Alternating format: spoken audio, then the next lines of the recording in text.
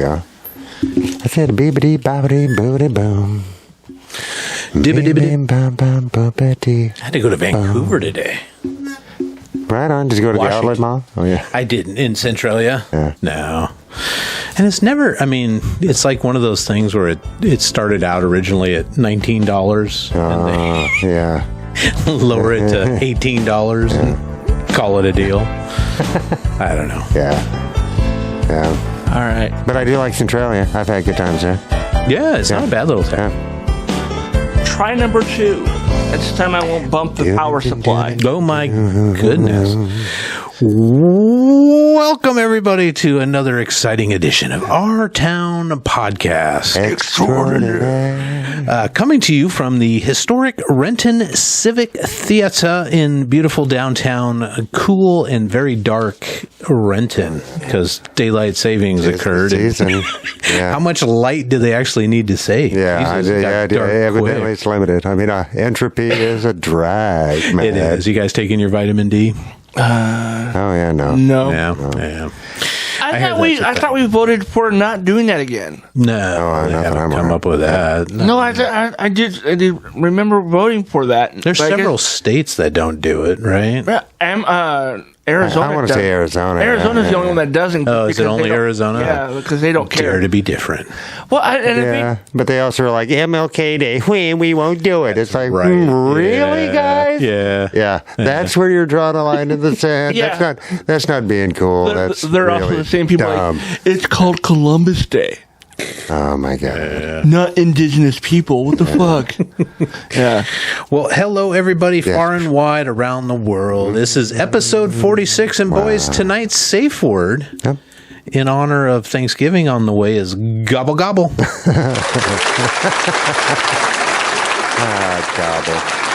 So if anybody feels uncomfortable, having a hard time, just yell out gobble gobble. Stop this here program and we will check on you and make sure you're... You guys can leave that comment down below. Oh, yeah. If you're watching on YouTube or if you're listening over on even if Spotify. it's 20 years from today, you can still do it because I'll be looking. We'll be getting notifications 5 years from now. Gobble, gobble, gobble, gobble. Like, what the fuck is that I got a fun fact for you guys. This is a really interesting one. During a nuclear explosion... There is a certain distance of the radius of the explosion where all of the frozen supermarket pizzas are cooked to perfection. Oh, goodness. Really? I mean, instant microwave. That's just chance. Yeah. We won't be around to enjoy it. Yeah. But we'll be back into town afterwards. The cockroaches will be running around. Soon the super billionaires, right? The super billionaires, they're going to nuke a town just to put that to the test. We got to get some pizza. Man. Yeah. I'm hungry. Yeah. So let's see if it really works, man. Oh my God. Gamma baths. Do we want to talk about the thing that I messaged you guys about last night? The fact that we are awesome. Yeah, we are on the independent news commentary on goodpods.com. We're number 67. We're in the top top 100. Yeah. That's bonkers. Cool. Yeah. It was an honor just being nominated. I mean, it always is. Just to be considered. To be considered. Good Pods is just another platform for podcasts. Yeah, I think that's great. Well, now they're my favorite. and I think, and correct me if I'm wrong, Good Pods. I think they're like a social media platform that is kind of built around a podcast platform. Okay. Jeez, all right. But they have thousands and thousands upon thousands of they've got 68.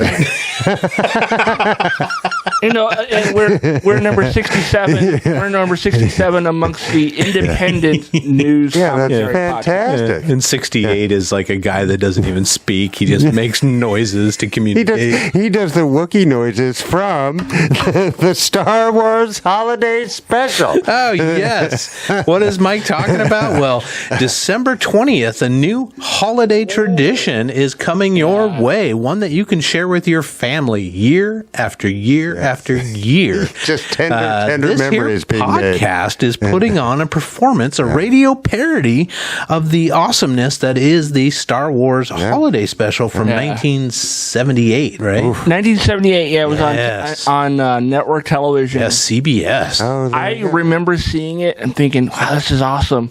And all I really remember from watching it as a kid was the Wookiees. I don't Because you remember. were 7. I don't remember anything else about it. And then when I rewatched it like 15 years ago, I'm like, oh my god. Yeah. I was 7, so And I'm giving a pass for liking it. I was thinking about that today because I don't know why not. Is that it really is because all Star Wars kids can enjoy, right? There's a certain element to all Star Wars that children can enjoy, Yes. Right. But that one is definitely the one that is geared towards kids, right? Because you can be an adult and watch Star Wars films, right? And it's not age inappropriate at all. Well, there's some interesting, and I don't think kids, like young 7-year-old Todd, probably wouldn't have realized that Itchy's watching like what would be considered a porno, right? Kinda, with the way they act act about but it. it's also Diane Carroll, who's a super sophisticated, quality actor, gorgeous, right? Oh yeah, no, she's talented, the triple threat. No, she's the real deal. Yeah, but it is totally weird. It's completely bonkers. Nobody's Bonkers. exaggerating about how weird that is.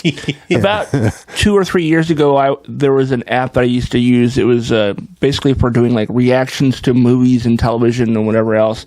And like right before the app shut down, there was a video of somebody who had never seen the holiday special, found it on YouTube and did a reaction video. And his reaction was like,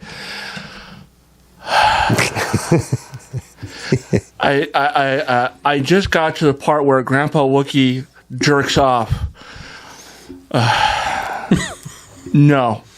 Oh, Well, that's a little extra, but I mean, it's weird. That's essentially what happens in that scene, though. Yeah, And this poor kid was probably 25 years old. Gets he excitable. gets a little excited. Yeah. And we don't know, I don't know Wookiee. Yeah, I have no idea. Yeah, I don't know. I mean, it could be completely like I they're don't an know. alien race. Yes, They yes, could yes, share steam out of their ears or something. Right? I don't know.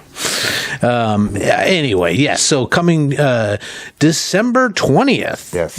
Look for it on YouTube and wherever else you get your It's podcast. completely smut free. Actually, It really is. Yeah. Maybe that's. I mean, are we going to make it available for free, or is it going to be behind the paywall? No, this is for free, man. We want as many people to watch this many times over. So it will be. It's an audio play, and it will be. So you're gonna have like a stat. Is it gonna be like a static image all the way through, or are you gonna have like a? I haven't decided yet. Yes, it Montage, will have baby, a static montage. image. I'm thinking about maybe adding Like- cast photos like in having occasionally, like a gallery screensaver kind of thing where it just kind of goes. Yeah. What is that? I'm drawing a blank on what that's a slideshow. Slideshow. Sure. I call it montage. If you If it has music, it's a montage. Yes. So. Yes, you're right. and Spotify is also video, so if you listen through, Or you can just listen to it. Yeah. Let your, Spotify, you'll have video. You let your imagination. internal but eyes wander all over it. We could do a photo montage of like hardware wars, so we still my don't God. get sued. Oh my God! You know what's really funny is Hardware Wars. What was his name? Chewie, the Wookiee monster, and he was basically Cookie Monster with brown fur. Yeah. And they did a special your edition third in like cousin. early 2000s. They did a re-release of that short. I remember watching it on HBO. I think it was. Yeah, when they gave away HBO for the weekend or whatever. That's when I was that watching. and Bambi meets Godzilla. That was always Oh my hilarious. God! Yeah, You I forgot remember all seeing that, about don't you, that. Chuck? I don't remember Bambi versus. Oh, It was yes, like a 3 or 4 second Yeah, and maybe 10 seconds. it was like before. Yeah, So Spike and- it's hand drawn. It's painfully obvious it's hand drawn because all the animation is very squiggly, and it just shows Bambi's in there. eating and bending over in a meadow. And it's that very sweet, that serene kind of music playing, and whoa, that giant foot, and that's it. And you see Bambi's feet coming out underneath his toes. Oh, how will he ever become king of the forest? Oh, that's a great question, guys. If you've never seen Bambi Meets Godzilla, you can find it on YouTube. I'm pretty sure. Yeah. And there's always necromancy. And I think Hardware Wars is on Amazon for free. Oh, right on. All right. Yeah, I'll probably leave it in my mind how I remember it. Yeah. I rewatched it when I got the re-release because it got re-released right around, I think, 2005, right when the last of the prequels came out. And I was like, this is exactly how I remember it. R2-D2 was like a shop vac. Yeah, no, it's great. Like the 50s era vacuums for moms. It looks like a fancy looking shop vac, all chrome and stuff. Yeah, and the speeder was a dune buggy with like water canisters like taped to the side. Oh man, it was, and the Millennium Falcon was like an old school iron. Cocaine is a hell of a drug, people.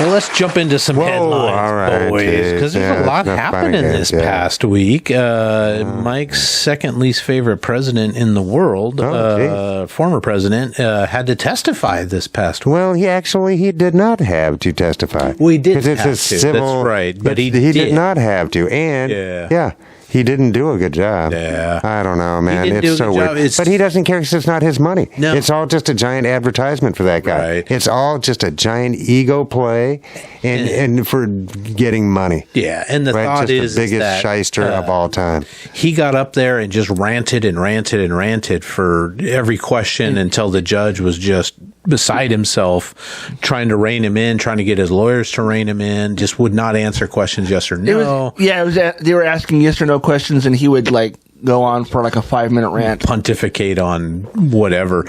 But a lot of people are saying this is a strategy to get the judge enraged so much that they can call bias on him. Right. And I think sure, but it's not. I don't think he's really working a strategy. I think he would be doing this no matter what. Yeah. No matter what, because that's his whole. Every time he's asked a question from a reporter or whatever, he just goes on to his own thing. It's a shtick. Yeah. Because it's the one thing that he's kind of found to be effective, right? Is it a shtick, or is he just that kind of loony? So I don't think he's loony in that sense, right? I think he's calculating and thinks that he's much more intelligent than he actually is, but he actually doesn't need to be all that intelligent if you're just manipulating human beings, because it's not that hard, right? And that's why it's evil. Do you think the definition of the Dunning-Kruger effect has his picture next to it? Well, I don't know. I think that's just a human fallible. I think everybody has Dunning-Kruger. Right, except the very, very, very most modest of us, right? I don't mean me. I mean humans. But like Socrates. You know what I mean? Some kind of shit like that. But no, because that's just part of our human frailty as a mortal being with limited mental facilities. So the fear of the unknown makes us cloud our own ineptitude. I tend to believe that the Dunning-Kruger effect is something that is very prevalent amongst people who think very highly of themselves and can do no wrong. And what is the word for that? Narcissist. That's the one. Yeah, narcissistic people think they're smarter than everybody, and they can't do any wrong. And he has been getting away with stuff pretty much his entire life, right? So, or having other people pay for and clean up the mess, right? Yeah, and or just take the fall, right? Yeah. I don't know. I mean, I think we're just talking semantics here, Todd. I don't think we're disagreeing at all. Yeah.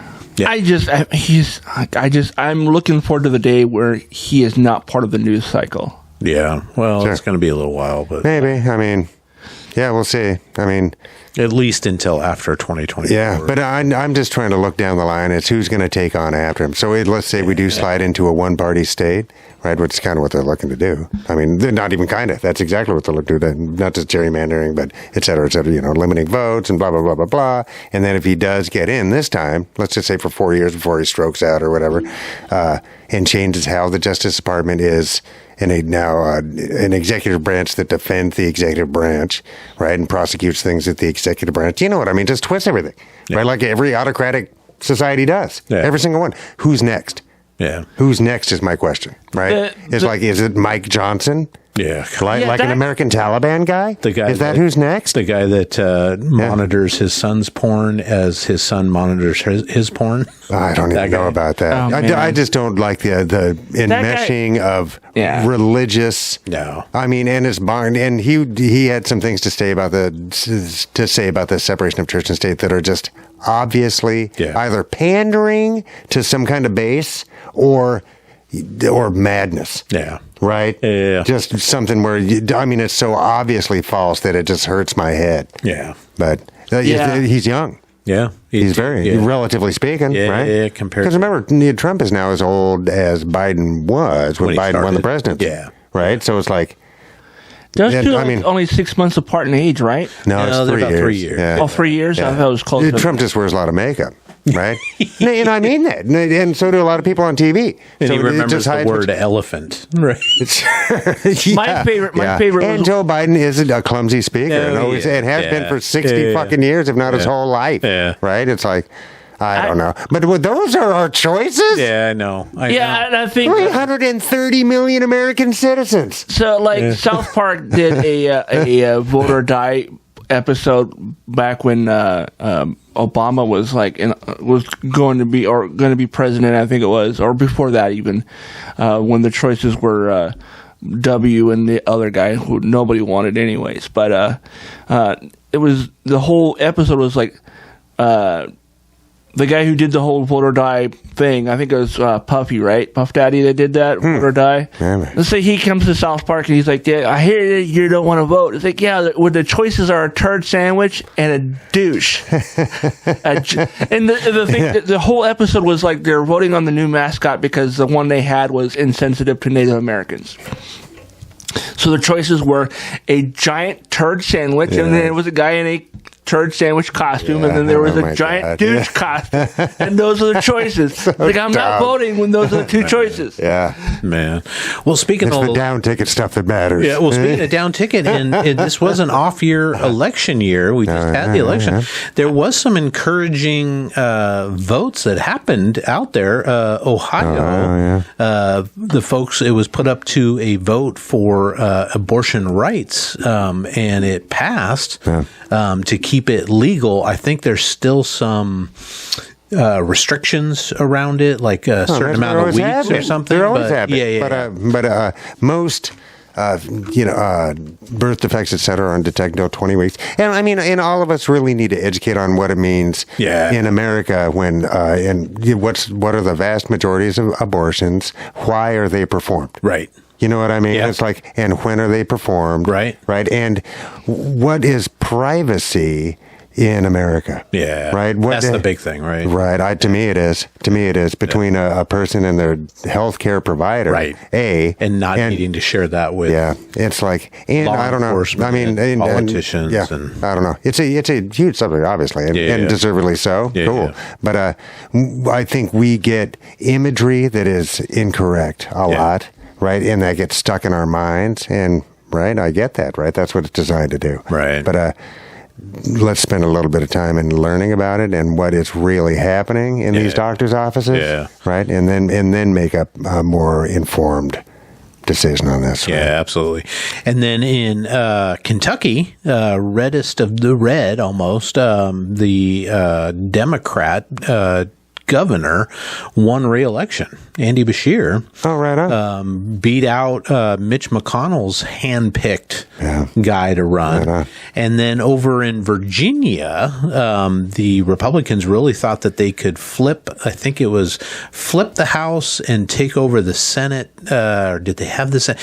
Anyway, Democrats held on to both houses. Yeah, so now they have a lame duck douchebag governor. There. Yeah, Youngkin, right? Yeah, he's a dick. So, yeah, I mean, he didn't need to be, but he was. Yeah. And then the Democrat running against him was just a fumbling dipshit who lost that thing. He started out time, right? Oh, yeah. He was like 25 points ahead and did everything he could to lose that election. It was. I was like, I just watched it in real time. It was like a train wreck. Yeah. totally do. You're just like, wow, you really don't want You don't the want job? this job, do you? Oh, my God. Wow. Back to them. So interesting. And then here locally, I don't know if you guys heard this today, since I was driving in the car and listening to the news and stuff. In Tacoma, in Pierce County, here in Renton, and in Spokane, there was white powder found in ballot envelopes, or at least envelopes that were sent in to the voting precinct. Yes. Just nuts. Yeah, so county, because it's, county by county, right? Yeah. So, yeah. And so what I heard is they tested the stuff in Pierce County. It came back as non-harmful. Not that it was just a scare tactic, but at the time, there's a potential punchline at the end of this. Here in Renton and Spokane, they had to shut the offices down for at least the rest of the day. Well, and the one that had traces of fentanyl, guess where they found it? Did it really? Guess where they found it? Yeah, in Renton, Washington. Hey! Oh, man. But I mean, Who's wasting their drugs? But did that? I don't. Well, did that get stuffed into the envelope? Or just trace amounts. Or I don't know where that came from. I'm just at work. To be fair, it was probably accidental. They were doing their voting after they did their drugs. No, these were sent as a sabotage thing. Oh, okay. Yeah. I was.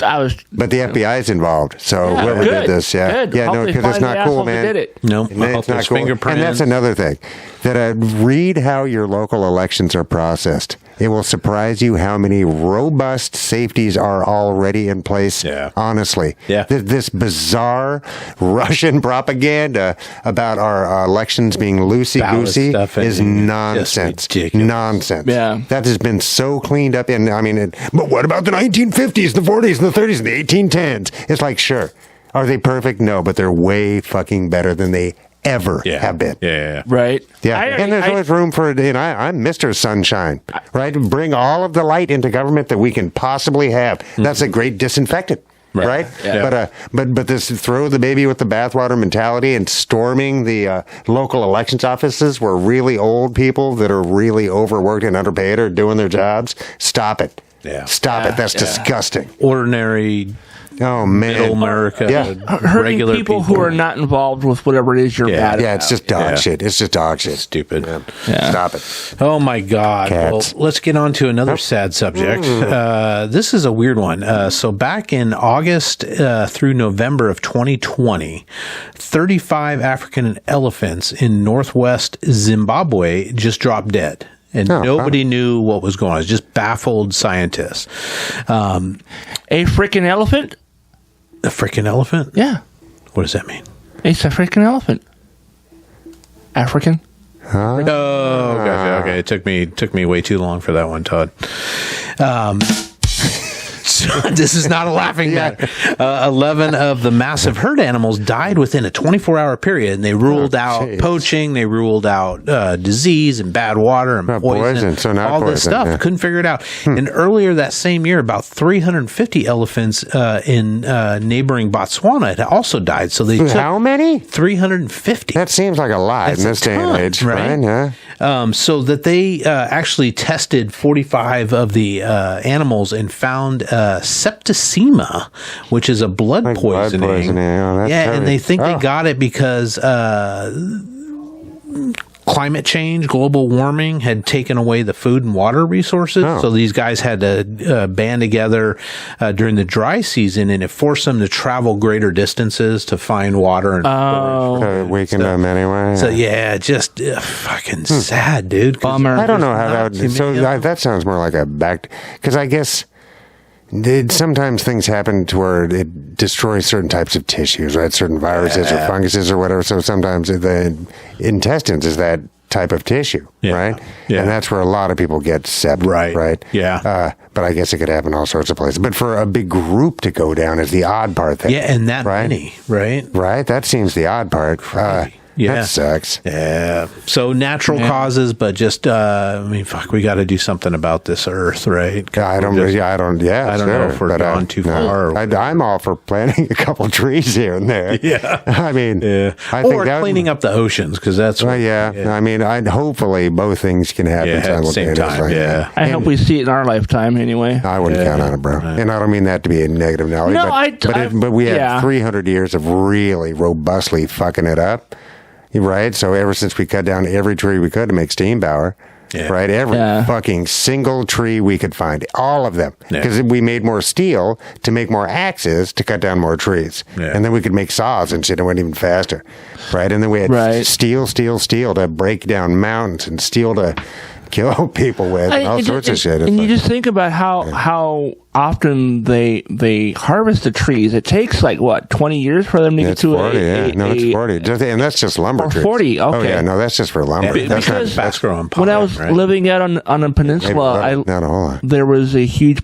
When you go out to my uncle's house, you go past a huge plot of land that's owned by what is the lumber company that's Weyerhaeuser owns that, and like I was there for 2.5 years before they cut all of it down. The huge plot of land. I know. And like there was trees for miles, and like a weekend. And that really is probably the third or fourth time they've done that exact same thing. Yeah. Right. So before, when it was just somebody's, you know. Yeah, and they Joe Weyerhaeuser's 2 million acres. They probably planted those trees when I was like, you know, in the late 70s, probably. More than likely, probably right around. So you know, and then like I remember taking my cousin who's on the spectrum, I think, and he's kind of doesn't really do a lot of talking, but we drove past all the trees. He goes, I don't like that they cut all those trees down. Yeah, well, I'm glad to hear. You know, and he was just like, I wish they would have left them alone. Yeah.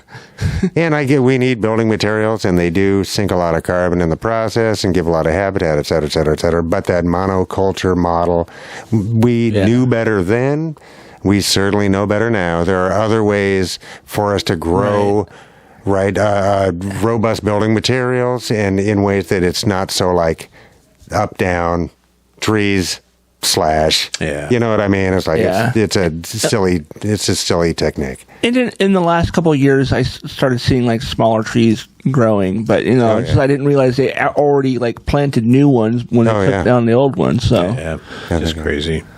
Well, speaking of big animals, the bear population in Glacier National Park. Has anybody been to Glacier, Montana? Is that Alaska? Oh, that's Montana? Yeah. Oh, no. I've never been to Montana. No, I've been to Montana, but I've never been to Glacier. Yeah. Well, there's a human problem of human creation that is killing as many as 8 grizzly bears a year. There's a stretch of rail line that goes over the Marias Pass, and as the train cars go over, they spill out a little bit of grain, right? Because they're grain that cars, type of right? Okay, gotcha. I didn't know that. The bears are attracted to the grain. They're foraging for food, right? Free food giveaway. They're getting run over by trains, I bet. Problem is, when they consume the cold fermented grain, a bear can become intoxicated. Oh, cute. To the point of falling asleep right there on the track. Oh, jeez, buddy. Don't do it. Or becoming too lethargic to actually run away from a train as it's coming. So I mean, trains do sneak up on people. It's a thing. Yeah. But geez, why are they allowing? Why would they be so inefficient with their grain that it spills the fuck out on a... I mean, is that a 500-mile journey? How far is that grain traveling? I don't know. Jeez, that's kind of wacky. That seems... Well, they should cover your load, bro. They should move those bear crossing signs so the bears know not to cross anymore. Yes, sir. Yeah, maybe the bears need better glasses so they can read the signs from a further distance. I told you guys about the deer crossing sign thing, right? I mean, deers do. How do we know they can read English?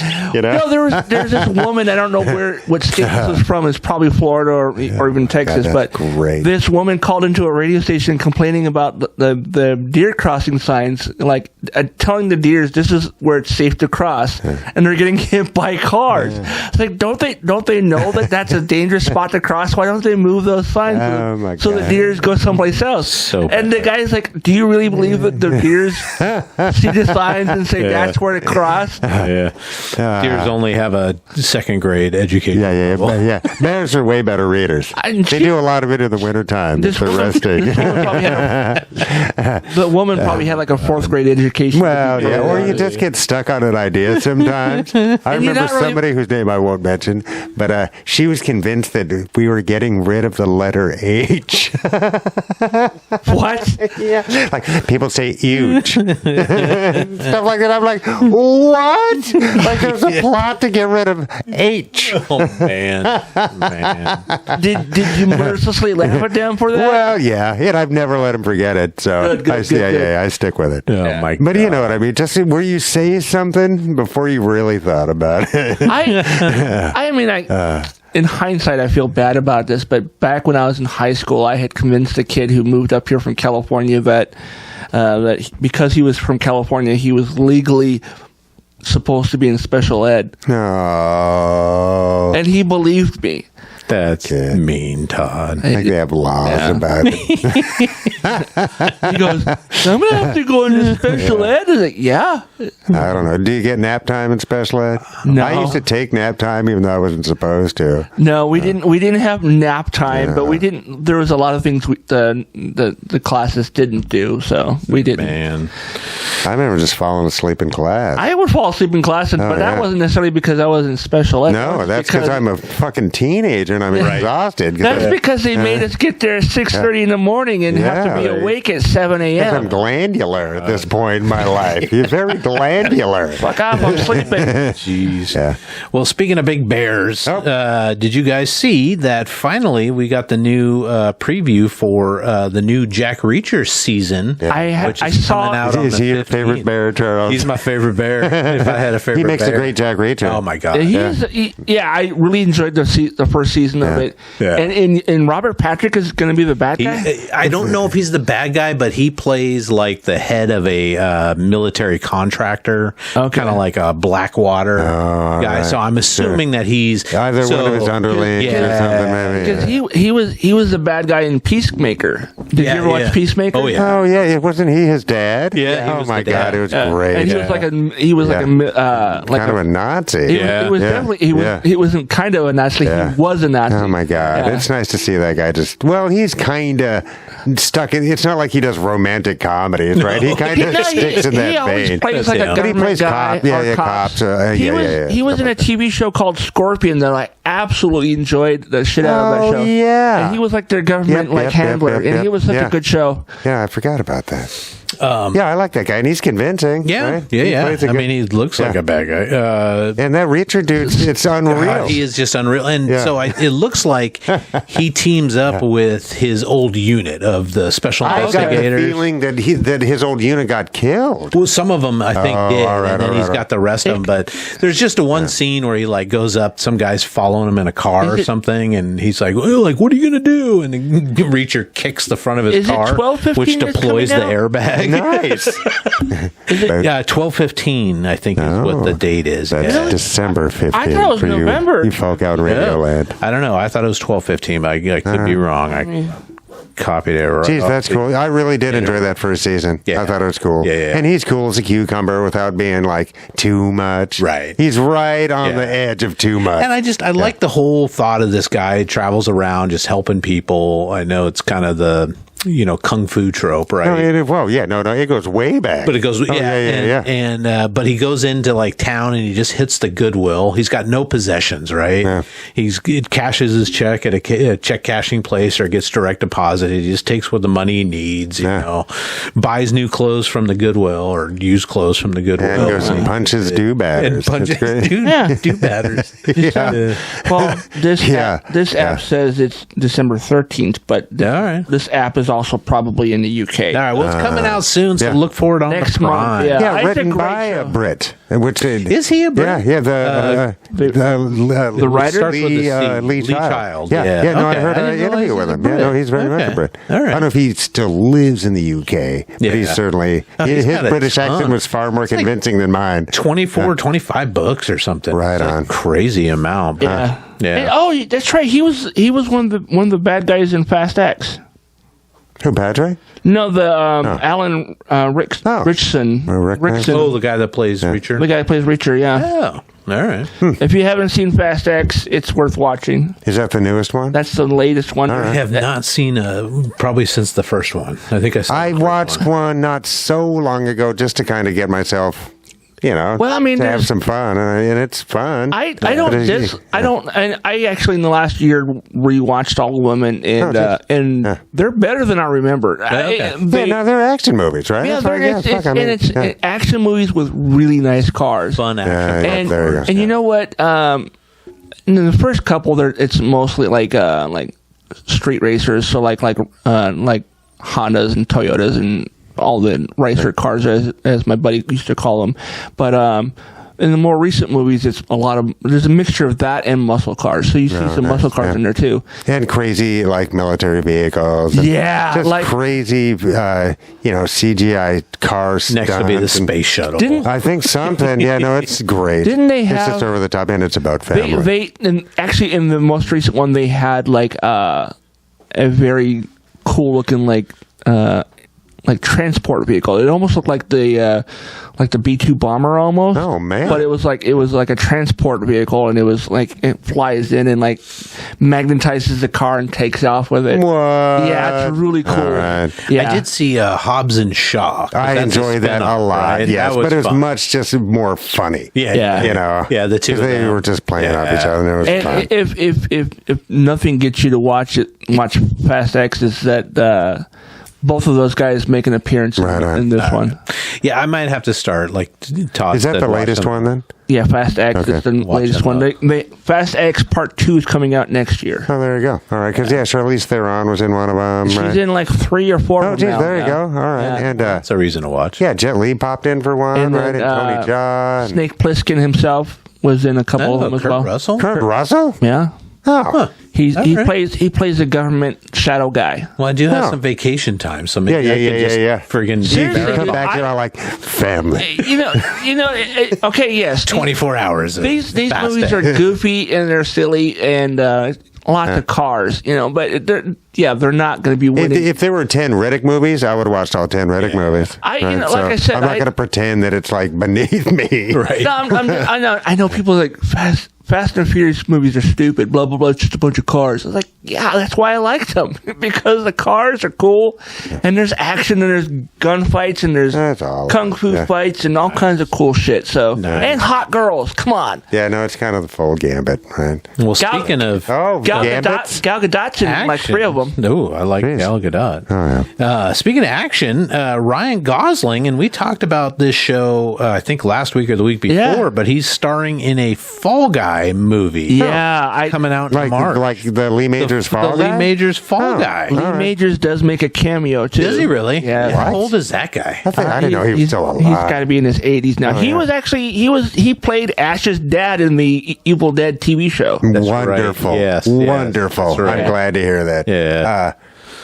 Jeez. I haven't thought about Lee Majors. I in quite heard some time. rumors of them making that into a movie, and they didn't know who was going to be playing Lee Majors' character. But I saw pictures that people posted like a couple days ago. So in Fall Guy, he was private investigator who had been a stunt guy. Well, he wasn't necessarily a PI. He was a guy that went after people who were had skipped bail or whatever. Oh, all right. He was like Dog the Bounty Hunter, but not racist. Yeah. Well, I mean, actually, I don't know. It was. Don't be presumptive. Yeah. But I saw pictures. I saw pictures of the new truck, and it's a GMC pickup truck, but it's a newer pickup truck. Does it take place in this time frame? Yes. Okay. All right. So they're not doing like an 80s. It's not an 80s or even a 70s period. And Ryan Gosling's capable. He's a good-looking dude. I think Ryan Gosling is a great choice. He does have some funny roles, because I remember that show being sort of silly and fist fight. Yeah. It's Glenn A. Larson, right? Yeah. Okay, there you go. All right. The guy who brought us Battlestar Galactica and Knight Rider. Yes. A whole bunch of stuff. That guy was successful. Yeah. It was him and the guy that did Dukes of Hazzard, right? No, Love Boat and all that. So Aaron Spelling. Oh yeah. Those two were like and James Brooks, right? For the highbrow stuff.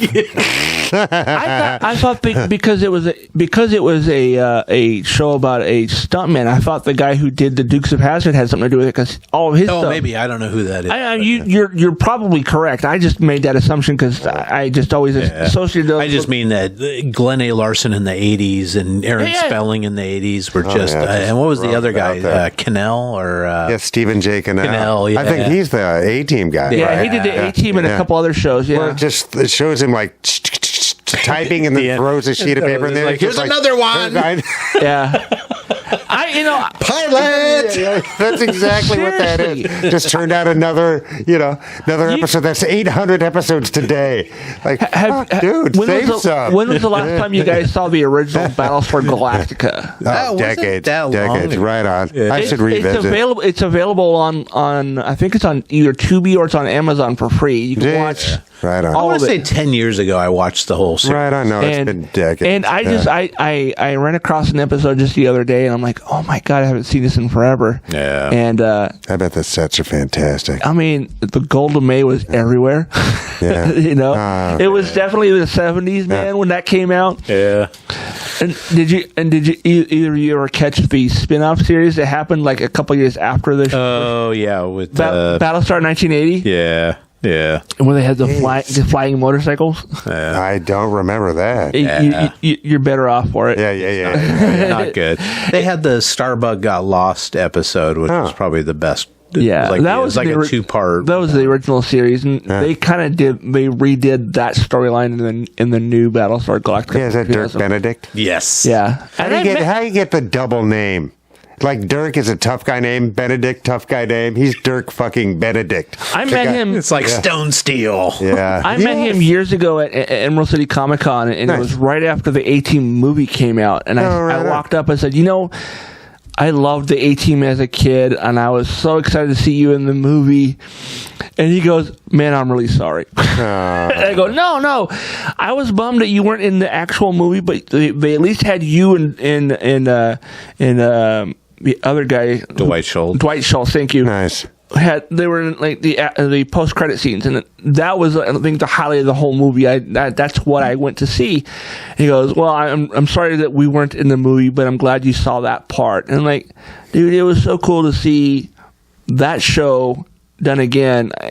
I think they did it okay. I really enjoyed the movie, but I keep them separated in my head. Yeah, right? I do too. Yeah. And he's like, no, it wasn't terrible. I would have liked to have actually been in it with Dwight and Mr. T, but Mr. T. George Papard was gone by then. Yeah, George died in the 90s. Yeah, I didn't know. But Mr. T had no desire to be a part of that. I could see and then Dwight and Dirk were like, it wasn't his most dignified work, But the most recent thing he's done was the Cloudy with a Chance of Meatballs. So. Oh yeah, now that's maybe undignified, but delightful nonetheless. I wouldn't say it's undignified, but that's the last thing I know he's a part of. He actually had a reality show at one point too. I think. Jeez, right on. I Pity the Fool was the name of it. Yeah, George Papard, you can correct me if I'm wrong, but he's Breakfast at Tiffany's, right? Yeah. I mean, come on. Yeah, he's been around long. And then he did wasn't it Bannock or something? Yes. He had his private eye show where he's just a stud. Early mid-70s. Yeah. It's kind of a Rockford Files kind of thing, but he's just like, he's already wealthy. He doesn't care. He's got a car phone that's like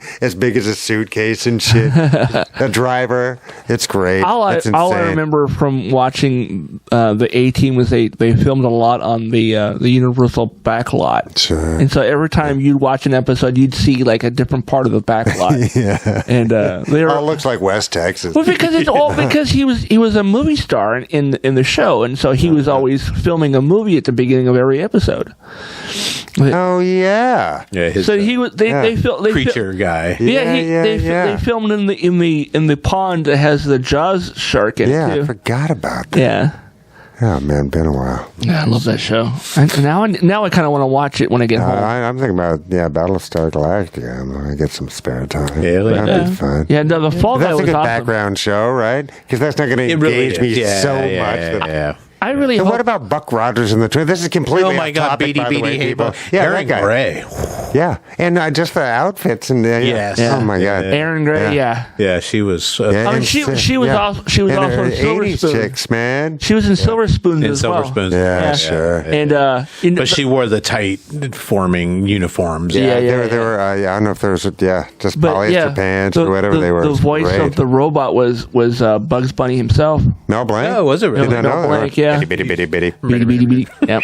Oh my God. All right. All right. Yeah. Back to the Back podcast. to the podcast. Meanwhile, back at the podcast. Did you guys hear that Brittany Spears' childhood home is available to purchase? It's only $1.3 million. Oh. Only, yeah, It's I'll in buy tomorrow. beautiful Kentwood, Louisiana. Oh. I've been to New Orleans and other parts of Louisiana, but I don't think I've ever been to Kentwood. She's from the South. That explains so much now. The funny thing is that it's sold by her dad in 2021, so just a couple years ago, for only $275,000. Oh, geez. Well. Somebody's cashing in on this. Yeah, If they for sell it. 5 times the amount, unless there was a bunch of fixing up. Well, that here's had the to funny happen. thing. It's a 3-bedroom, 2.5 bath. It's 2,299 square feet, so 2,300 square feet. But it does come with some of supposedly Britney Spears' childhood furnishings in her bedroom. Well, that's creepy. So, like her night, her dresser, and her dog is buried in the back. Yeah. You're my little Britney now. She did a couple of art pieces that are in there. One that's Jesus Loves Me from probably like 3rd grade. And then, as Todd mentioned, her childhood dog is buried in the backyard. And they actually have a grave marker for it. So, I mean, how creepy can you get, right? I don't know. That's authentic. I mean, people she is really a like megastar. Britney Spears, so I'm not surprised it sold for a lot of money. Well, it hasn't sold yet. It's available if you want to buy it, Todd. It's only 1.3. Well, I mean, 1.3 in Louisiana. I did get approved for a bank credit card, but not enough to buy a house. Not for that one? Okay. No. And you'd have to live in Kentwood, Louisiana. Yeah, I don't know if I'd want to live in the South, man. I don't know. New Orleans is a great city. I wouldn't want to live there. But yes, because it's below the waterline. I don't want to live anywhere. Well, want to buy anything. No, there's that. Unless my house is up on stilts, I don't want to live down there. There is a second building on the lot. It's a 2,000 square foot dance studio. Oh, that's That interesting. they has probably So that's a training big the outbuilding kids. that has electricity, probably air conditioning. Turn it into a mother-in-law. Yeah, I don't know. Yeah. And maybe, I don't know, because maybe I don't know. That's a lot of money. The next owner could recoup their money by turning it into a museum like Graceland. There's not that many artifacts there unless they already had more artifacts. Well, you right? could buy. You can find them online. Just man. make it up. Look, I went into the hair salon after she shaved her head and grabbed up all her hair. Oh, man, that poor kid. It's like, This is her that's a lot of toothbrush from stress. 3rd grade. Yeah. Speaking of child actors, one of Mike's favorite, Millie Bobby Brown from Stranger Things. Oh, sure. 11, yeah. She's got a new movie on Netflix coming out. It's called Damsel. And there's a really cool poster of her holding a sword out and like she's ready to strike. She plays a dutiful damsel who agrees to marry a handsome prince only to find out that the royal family has recruited her as a sacrifice to repay an ancient debt. And she's thrown into a cave with a dragon. It actually sounds pretty cool. I'm going to watch that. Have either of you seen her Enola Holmes movies? It's so good. Yeah. And my kid loves it. So she's like, when's the next one coming? Yeah, there's 2 now. Right? There's 2. Two now, She wants it to be. Yeah, no, I like that kid. Henry Cavill plays Sherlock. I'm not really, dude. I mean, I've met the best Sherlock on the planet, John Patrick Lowry, without a doubt. Oh, and Renton Civic Theater alum. Nice. But he's the best Sherlock Holmes I say that the planet has ever seen. I really not do. Benedict Cumberbatch? No, I'm telling you, this guy's on fire. Or Robert Downey Jr.? I still was hoping that they were going to have a line in one of the Avengers movies where the 2 of them meet up and say, "Sup, Holmes?" Nice. Yeah, and because I really do like the Holmes mythos. A lot. And RDJ is doing a 3rd Holmes movie. Oh. Now that he's done with the MCU, he's gone back to do more of those. Yeah, because that's Madonna's husband, Guy Ritchie. Guy movies, Guy right? Ritchie, yeah. I don't know. I enjoyed those movies. Those were thought they were great. good, yeah. I liked the second one anyway. I don't I remember thought the first one was better. Really? Only because maybe you have to watch the first one. Because I think I remember the second one opens up and his girlfriend or the girl that he's attracted to. I need to and rewatch it's played by can't remember her It's not name. Hella Bonham. It's no, I know who you're talking But about. she like gets whacked early on, and you're like, wait, what? And it's like, wait, what? And then you have to go back and remember. So Yeah. I don't know. I'm not good at movies that are spaced so far apart because I really need to wait, rewatch what those was this because I guy remember doing like again? Yeah, what's his motivation? I mean, he did and Moriarty's the always second an one came asshole. out right before he did Iron Man. So I mean, he was gaining popularity, and that's I think part of the reason why he got the Iron Man gig is because of the Sherlock Holmes movies he was doing with Jude Law. Sure. And at the time, and I still kind of want to, I'm not going to die on this hill or anything, but I would have reversed, if you had both of those actors, I would have reversed the roles. Yeah. You know what I mean? And had Sort of Downey as John Watson, for sure. Yeah. I wouldn't be mad at it. I can see him playing both, but I like the way they are. I mean, Jude Law does a really great Watson, I think. Sure. Yeah, no, I'm I'm not against those films at all. Nice. Not to say. Yeah. RDJ's awesome. And if there's some parallel universe where that happens, it's send me the dream. Yeah. Well, speaking of dragons and Millie Bobby Brown, Dungeons and Dragons has a new official D&D cookbook coming out. And actually, it looks pretty cool. But they have stuff that's all like D&D sort of themed food in it. So Nice. some of them are elven flatbread, halfling game birds, Oh, geez. a bunch of different drinks, probably orc, whatever. But yeah, it looks fun, and it's written. The style and the graphics and stuff really look like a sort of a modern age D&D manual. Right on. No, I mean, I haven't seen manuals for I bet they're 20 kind of years like or you remember. whatever. Oh yeah, no, I think it's great. And geez, I mean, really, because Hasbro needs your money.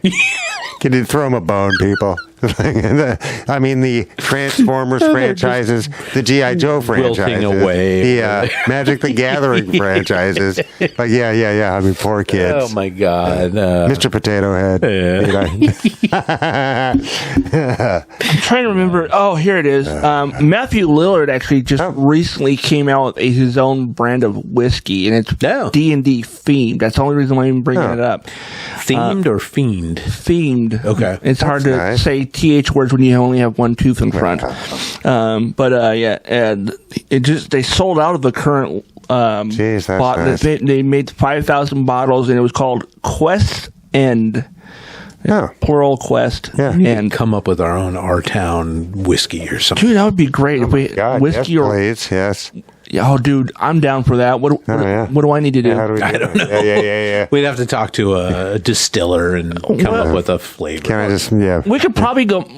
Well, I know we could probably even get our own beer made by Four General because they did beers for I'd prefer cider. a cider. myself. Yeah, I'm a cider guy too. Yeah. Maybe they'll do cider for us. So, is. They made some beer for the Renton City Comic-Con a few years back. That's nice. Yeah. Actually, Andrew did that for them. Andrew Broman. Sure. He was a local bartender who was really popular. We'll have to do it only in barrels. We can only do barrels. Yeah, mid-sized barrel. It's not me. Whoever's phone is doing that needs to put it on airplane mode.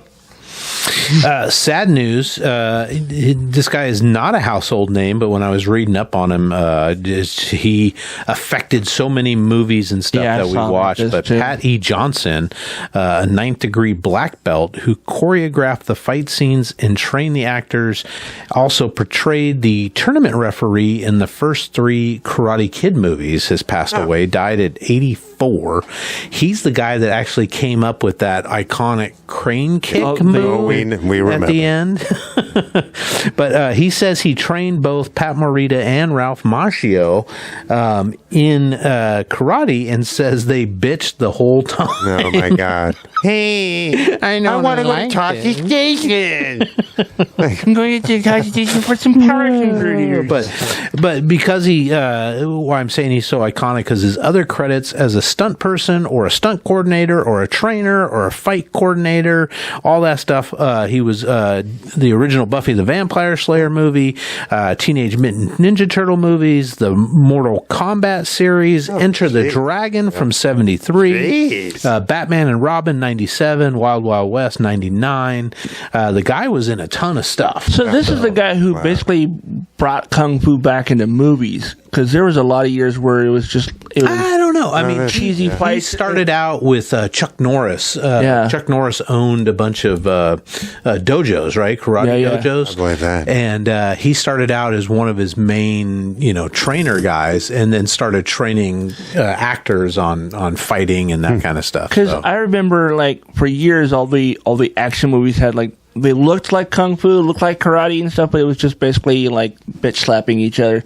And then it was, I think, there's some stage fighting, right? Yeah, stage fighting. But Mortal Kombat actually looked like it was real fighting, I thought. I mean, I did anyway. And the old, remember American Ninja 1 through 87? I love those Michael movies. And all that kind of stuff. Yeah, I mean, so I don't know who's doing that. I don't know who they I don't know for that stuff was. But, or if it remained the same. And then famously in Hong Kong, there was Yin Wo Ping and stuff like that. Are there really 40 new Hallmark Christmas movies coming? Todd's skipping ahead. Oh. There are 40 new Hallmark Christmas movies Because we don't have enough to watch for 2023 alone. What? 40 new Hallmark. Why is this such a thing? How is this such a thing? Are I people don't know. tired of watching the same holiday movies? It's Is that the same problem? thing, just different actors, right?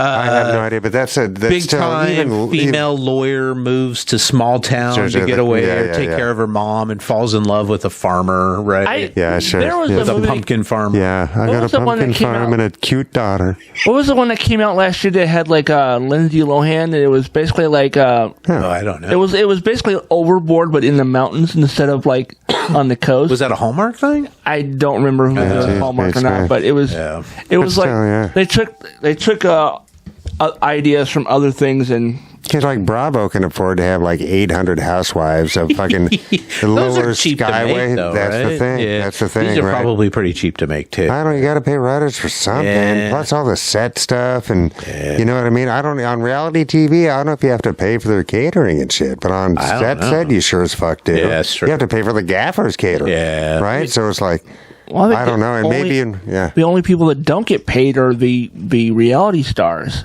I would think that to be true too. Yeah, right? they don't get paid. I just don't think there's as many. They get to be on TV. Yeah. Yeah, and maybe there are just as many people in those rooms as there are on a set in a Hallmark movie. I don't know. I'm just trying to. Is it one set? It might be, right? Because it's always small some town, quaint little town. Yeah. I hate the guy. They hate each other at first, and then something They're breaks not fond of each other at first, but then they slowly start to like each other. But he likes my dog. Showing up at the hot chocolate stand at the same time every day. Mike, he helped the old guy down the street. I think next year, because this year we're busy with the holiday special. I think next year we should have a Hallmark style Christmas radio Christmas play. parody. Nice. Yeah, I think we should do the Christmas story. Oh, Ralphie? With Ralphie and everything. Yeah, that would be fun. Yeah. That would be fun. And try to turn it into a drama. Yeah, if you guys are watching, because there's got to be dozens a year, right? So, and they've been doing this a lot. 40 this year. How many last year? The year before? I mean, they don't go bad, right? They don't go stale. So, unless they just rehash them with different actors. Yeah, still, it's new productions. Yeah. It is. Unless maybe they just digitally bloop. I think they take somebody out and put somebody in. Just the face. Just the face. They're probably all written by AI, and maybe that's what we should do: is have AI write us a Hallmark Christmas movie, and then that way we could yell, "We need funny." I have to be funny Sunday. we should, you know what? We should ask our listeners to have an AI come up with a script for it. Send us your ideas for a holiday. We're not going to do it. We'll work on it next summer or something after our next Gong show. But send us some ideas. It'd be great. Some And then what's our gumshoe show? The Hot Rodders of the Apocalypse. Yes. Yeah. We'll probably after the holidays. We'll jump into that. But we got to start writing it. We should do it as an improv. Just have that's our strong suit. No, I do agree with Todd that on Hot Rodders we should do it as a table read, and because we can redo the lines and stuff. Because this is fun. With the way we're doing is just doing all the lines and then splicing them together. But if we play off each other, it might be even more fun. Or you can edit that out, Charles, so they don't. They have to pay for the behind the scenes. They can listen, and watch it for free. But if you want the in-depth, behind the scenes functionings of it all, that's money, bro. Money. We should do it as a live stream. Which that? One of our tables. That'd be fun. So people can watch us goofing around and having fun. Sarah's pretty good at that. Man, she was good. I mean, amazing. What? Yeah. So that's nice. Yeah. So we got to keep her on the payroll. There is an Irish sitcom that I love. It's called Mrs. Brown's Boys, and then they do it in front of a live audience. And a lot of times when someone flubs a line, they don't cut it; they leave it in. Nice. And you see them go, "Don't you mean Jim?" And they're like, "Oh, right. Nice. You want me to start over? Would you please?" Nice. Cute. It's really funny. So let us know what Hallmark holiday. Because they also have the Great American or the GAC or something. That's a new network that's like more Candace Cameron Burr. Yeah, is the head of it because they do more of these movies. It's because the Hallmark Channel is not traditional enough for. Oh, that's right. Well, they might have a same-sex couple or something. Yeah. Are they putting product placements in these things and stuff like that? I don't know. Because maybe that's if how you they want get your product paid. in our radio play, we'll do that. Oh, you better believe we will. Oh, yeah. Can we please do it like they did in Wayne's World? Golly, Walter, I'm drinking some of this. Yes, some of this. Shasta soda. I'm totally not going to sell out and have like the product in my hand. Yeah, oh my God, it'd be great. But we could have the Wookiees do it. Dude, have the Wookiees do it and have and all the subtitles are just the advertisement. Yeah. Nice. That's hilarious. All right, let's look at some history. You guys want to look at some history this week? Is it the good part or the bad part? Well, it's kind of all over the place. And the first one on there, if you guys have never seen V for Vendetta, this is what it's all about. Yeah.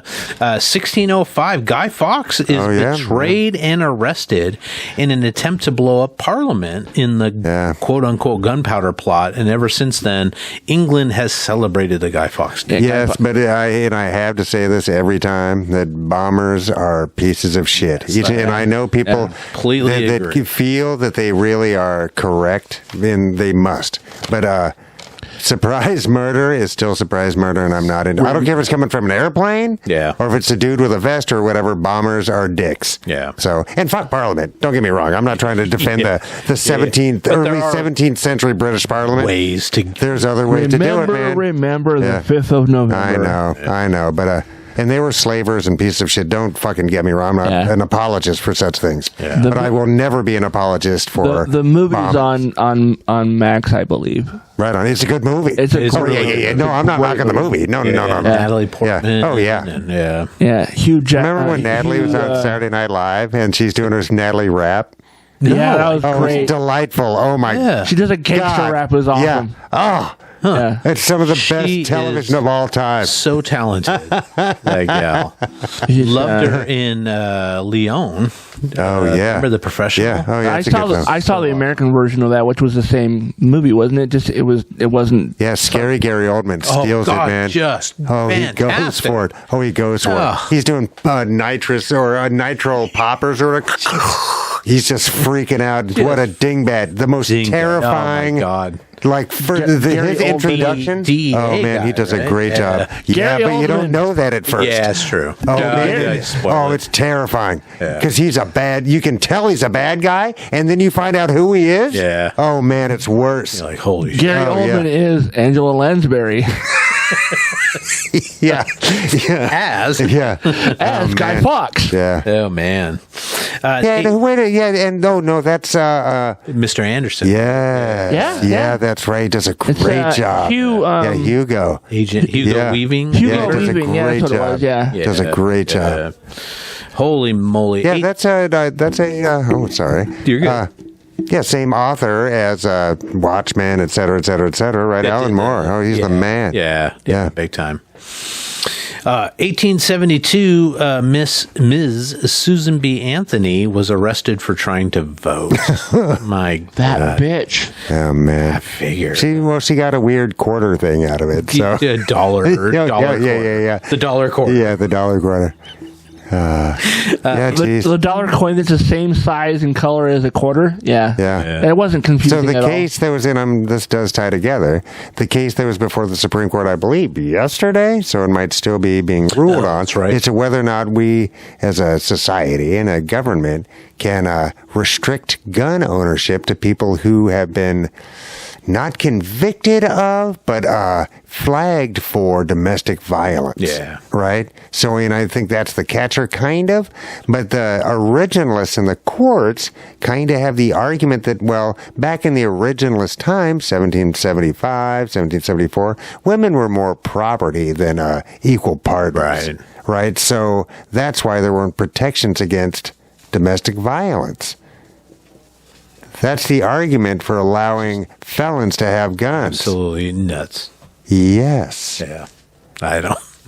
The Federalist Society and that Leo dude and all that, that's how this got brought to us. Yeah. That and the solicitors. Everybody, I'll give you $1, everybody listening, Bastard. who does a 5-minute read on solicitors, the power of a solicitor generals, because they're the ones who pick which cases go before these courts. And what is going on with the state's solicitors generals of today. Yeah. You guys do a little mini dive into that, and I'll send you $1. All the way back to Marbury versus Madison, right? Oh, man, it's bonkers, people. But these, the cases that go before courts at any particular time are not accidental, right? No. It's like... Their strategy. Things are crazy. And this is not a conservative court by any means. They keep using that term, but it's not. They're an absolutely, positively the most radical Supreme Court we've had in well over 100 years. Not mind if Biden came out tomorrow and said, hey, I'm nominating 3 more Supreme Court justices. It should be 4.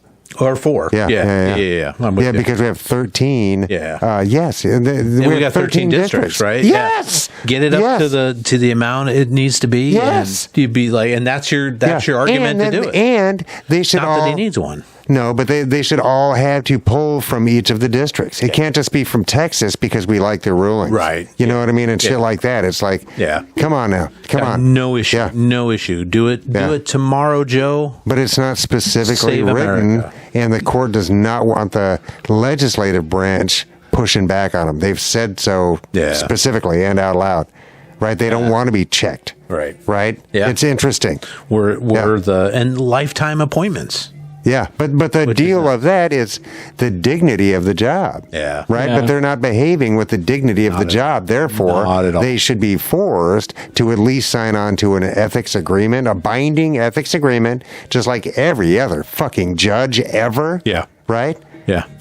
All branches of democracy need checks. All, I would say, human organizations need checks. Yeah. But the only one that's constitutionally intimated that it needs these and deserves these and is structured to have these is the Constitution, man. Yeah. Right? It's the whole fucking point. Yeah. That's the whole point, so that it can't trample the human dignity. Yeah. Right? God. Oh, it's annoying. I just want to kick existence in the balls. Oh, Mike, tell us how you really feel. I know. Because we're so close. Yeah. We're so close. We live in democracies that are so spoiled, we're willing to give them up. Yeah. Right? That is such a good point. That's such a golden age. Can you believe how good we have it? Oh, my God. Right? Where are the bandits and the warlords and all that kind of dog shit? In places that aren't democratic. Yeah. That's where they are. Yep. Right? Yep. It's like, geez, we have it so good. Yeah. These are the golden times, people, and they could be so much better. Let's keep moving forward. Right? The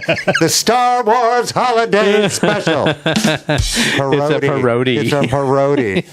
Actually. Oh, my God. Back at the podcast, 1887, I'm Your Huckleberry Doc Holliday dies of tuberculosis in a sanitarium in Glenwood Springs, Colorado. This was 6 years after the gunfight at OK Corral. Yeah, he was not in good health during that. No. Did he suffer a bullet injury during that? Or? No, he did not. All right. He and Wyatt Earp were the only two that came out of it unscathed. Wow. Yeah, his two brothers, Virgil and Morgan, both took damage. But and of course the 4 cowboys died. Well, I guess Ike Clanton didn't suffer any damage either. He ran away, but anyway, that's he can run fast. He can get away from bullet. Was that the character that Billy Bob Thornton played? Was that Ike? No, that was played by Steven, the guy that's Avatar bad guy. Steven Wright? No, Steven. The comedian. A ton of stuff. He plays the blind guy in Don't Breathe. I haven't seen that. Don't Breathe. That's a horror movie where kids break into his house and he's a blind guy. But I'm not going to watch that. He's a deadly dude. And so he's killing kids. And they break into his house. Oh yeah, well he's the other guy they have. I need to watch Tombstone. I haven't seen. Yeah, Tombstone. I need to rewatch that too. Right. I have it. Who directed Tombstone? Anybody? I don't remember. I'll watch it and find out. Yeah. All I know is I wanted a duster after watching that movie. Nice. And it's got Michael Biehn, dude. I'm cool. Oh, man. I got his autograph in Tombstone. Yeah, no, that kid delivers. Yeah. Met him. It was Steven. Oh, my God. It's probably me, Todd. Bastards! Oh, my God. Ike Clanton. Actually, it's Stefan. It's Stefan. Well, if it's PH, it is Stefan. Sometimes. Unless you're a goddamn American. Actually, Stephen Lang. Oh. I know a Stefan. No, I do too. Many of them. They're great. Yeah. He's a twin, actually. Oh, that guy. Yeah. Yeah, geez, I don't know if I know that guy. Fuck, He's been in a ton of stuff. He looks way different than that picture. Yeah. Anyway, so yes, Doc Holliday finally. He had like a handlebar mustache too, didn't he? Yeah, geez, tuberculosis, awful. Movie or in the movie? Yeah. He had which one? That guy. Oh no, I think he had like a full beard in the movie. Okay. Yeah. The guy you're talking about is an actual person that played Billy Bob Thornton. Actually played somebody down there, but it's a limited scene where Kurt Russell as Wyatt Earp comes in and kicks him out of the bar, makes him look like an idiot. When we were at SummerCon this year, I actually walked over and talked to Jason Priestley, and I totally spaced that he was in that movie. He was in that, yeah. And he played an actual real life person. Yeah. And where's Jason Priestley from? 90210? 90210. Okay. Yeah, that's where he became famous. Yeah. He's also really into like stock car racing too. Yeah, like Indy cars, and he had a really horrible accident. His car got destroyed and destroyed his body. He was like he raced Indy cars? Yeah, he was driving. Jesus Christ. It was like a minor league Indy car. Yeah, it wasn't only doing 160. Yeah, right. Yeah. Like, oh no, those are, I mean, they're nuts. And they're like 12 cylinder. They're like, I don't know what they're 13,000 RPMs. No, they're I talked to him for a couple minutes. I was like, whatever happened with such and such? Like, that show got canceled. I was like, I really liked that version of the show. I wish they would have done more with it. Me too. Which show? When they did the most recent 90210, which was when it was all the actors coming back to do a revival series, but it was from the behind the scenes kind of point of view. Oh, nice. Yeah, I never saw like a fake reality. Was that Courtney Cox? Who was in 90210? No. Shannon Doherty. Yes, Shannon Doherty. Yep, that's what I was thinking of. Jenny Garth. And Spelling's daughter. Yeah, Tori Spelling. Yeah. Is that Aaron Spelling's daughter? Yes. Yeah. She was actually executive producer on that show too. Yeah, and he also owned the parent company to Blockbuster and shit. He owned, did he really? Yeah, what was his? I don't know. Oh, not Carol Co. It was huge. Huge. Oh, yeah. But yeah, it was called BH 90210 was the name of the show, and it was only one season, I think, and I really enjoyed it. I thought it was kind of a neat idea, and it came out literally right after Luke Perry died. That's right. Luke Perry died. I forgot about that. Yeah, he died. It was like 3 years ago now. Gosh.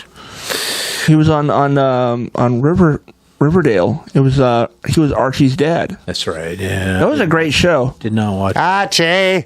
No, seriously, I legit was like one of those. I'll watch the first episode. Because Riverdale was kind of the Archies turn on their heads, right? Because it's like horror. I mean, it was right? Well, actually, if you read the actual comics, the comics did go really dark for a while. Like there was even in the comics they actually met Kiss. Well, that's yeah, no, there was Central Park. Yeah, Kiss are everywhere. Wherever there's $1 to be found. Kiss meets the Phantom of the Park, yeah. But no, it was kind of the CW's like murder mystery kind of thing, and it was centered around Riverdale, and just there's all these weird things happening. There's always some weird conspiracy. And but is there like a cult? Not a cult, but a magic. Is there magic in Riverdale? Or am I making that up? Yes, because Riverdale is where Sabrina the Teenage Witch is from. All right. Yeah. So she does make and the Netflix version of Sabrina makes an appearance on Riverdale. Jeez, all right. Because I see kids at Comic-Con wearing Riverdale gear. Oh yeah, no, it was actually I really enjoyed. By kids, show. I mean anybody under 40. Yeah, right. But I was surprised how good it was. It sucked me in real fast too. Huh. Check it out. All right. Yeah, I enjoyed Tombstone, the musical. God, no. Please don't. Please don't. If I had a bullet, la la la la la la la la, I'll be your Huckleberry. I'll be your Huckleberry. No. Okay, that could be funny as shit, though. And then I started blasting. You killed my Huckleberry. Hello, my name is Doc Holliday. You killed my brother. Yeah. Prepare to die. Prepare to die. Nice. 1935. Oh, yeah. That's right. We're Parker Brothers launches a board game called Monopoly, which started so many sibling fights and board flips. It's responsible for the invention of the board flip. How many versions of that game do you think there is? Oh my God! Yeah. I knew this at one point because I had like a trivia thing. There was in the Alderwood Mall, I think it was, or maybe it was Bellevue Square. One of the two malls here in Western Washington had a Monopoly store, and it sold everywhere. Wow. Oh my God! I didn't know that was a can't thing. imagine they do that much business. But there's like I stopped by Goodwill today, and there was like a Chicago Bears Monopoly. Dude, the California Raisins. There was. There really was. Name it. There's so many. Yeah, does anybody make a custom one? Could you order one? I think that had your family's assets. That store actually sold. Take from your siblings and shit. Mom never did like you, bitch. I'm taking Park Place. That store actually had a version of the game where you can make your own pieces and stuff. Nice. There is a funny one that Kyle bought. This dude down in Portland area or Eugene area. I can't remember. Oregon. It is a funny version, and he sells it only at like a farmer's market. We interviewed him on my other show a couple of years ago. But it's just hilarious, and we should play it sometime. Instead of the moving pieces, he puts like polished rocks. I mean, it's all DIY. He has the stuff printed, but it's just a funny version of the game where you move around. Actually, it's life. It's not. But you can get high. You can get addicted to drugs. You can get STDs. Life is kind of that all way. that stuff. But it's a really fun thing. Oh my God! Yeah. I'll have to borrow it from him. Or maybe I'll find it. And just like college, all in one day. And you get the freshman 15. I lost my money. This week in 1940, and I could have done this every time, but this is an unusual one. FDR was elected to his third term, 1940, the only president to do more than two. Yeah, no, they changed the rules. Isn't that when they changed the rules? Yeah. Did and he packed the courts. I don't know. He did some shit. And I mean, obviously, there's never been any other human I've agreed with, thank God, because they would be nuts. And that same year, Galloping Gertie. His policies have saved tens, if not hundreds of millions of Americans. Yeah. Right? And started policies elsewhere on the planet that have saved millions more. Right? Yeah. That type of socialism, that type of like people working for a good, like a bee. A bee is working for a young they will never meet. Right. Right? They overwinter and all that kind of stuff. It's like this kind of thing, paying into funds that we like don't that directly get something back from. Old philosophical saying is great men plant trees they know they will never sleep under or something like that. Sleep in the shade of or whatever. Yeah. I mean, honestly, that is a deeper human existence. It really is. To help those that you don't even know, right? As long as they're American. And Todd just mentioned this one. Sorry, I'm jumping ahead because I'm looking at this thing. Galloping Gertie happened in 1840, Tacoma Bridge. And you've seen the pictures of it, right? The video of it. Of the suspension bridge that's like all like... it's all over the place. Wacky. How long was that up for before? Did anybody know? I really don't know. I don't remember. There's actually a museum at the bridge on the other side from Tacoma. Sure. You can go check it out. But I bet people do you died guys to that. remember them using the footage of that for, I think it was like... one of the horror movies? No. It was for a commercial for like cassette tapes, like blank cassettes. And remember that it was, I think it was like whatever the one that had the speakers blowing the guy. Memorex. Memorex. I think, Yeah, I was thinking it was Memorex. Is it live or is it Memorex? I think it was there was a Memorex commercial because all I remember is the guy like, listen to how loud this is. He cranks it up. And next thing you see, the bridge is going. Galloping Gertie going. That's nice. Because of the people that died on it. Did people die on Gertie? Know. I don't know. Hopefully died. I see cars on the thing. Yeah, but hopefully people got out. Yeah, I don't know. But you can get bucked off of shit. Oh, yeah, dude. That would suck. And that's what everybody thinks when they're crossing a bridge. Yeah. Every single person ever crossing any bridge ever is like, what if this thing bucks me up?